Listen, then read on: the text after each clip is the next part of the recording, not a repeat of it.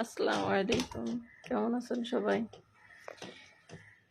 আমি কিছু মুরগির ডানা দিয়ে আজকে চিকেন ফ্রাই ম্যারিনেট করে রেখে দিব। আপনারা জানেন ম্যারিনেট করে আধা ঘন্টা থেকে 2 ঘন্টা নর্মাল ফ্রিজে রেখে দিতে হয়। এজন্য কিছু রসুন বাটা আর একটু আদা বাটা নিলাম পরিমাণ মতো। আর এর মধ্যে দিয়ে দিব হচ্ছে একটু লেবুর রস, যাতে মুরগির কোনো ফ্লেভার না আসে। এই জন্য মুরগির যে গন্ধটা সেটা নষ্ট হবে লেবুর রসে। আর একটু লবণ পরিমাণ মতো, ঝালের গুঁড়া এবং কিছু গোলমরিচের গুঁড়া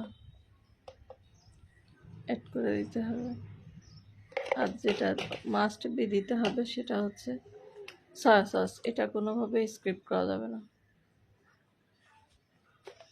সয়া সস দিয়ে ভালো করে এটাকে মাখিয়ে নর্মাল ফ্রিজে রেখে দেবো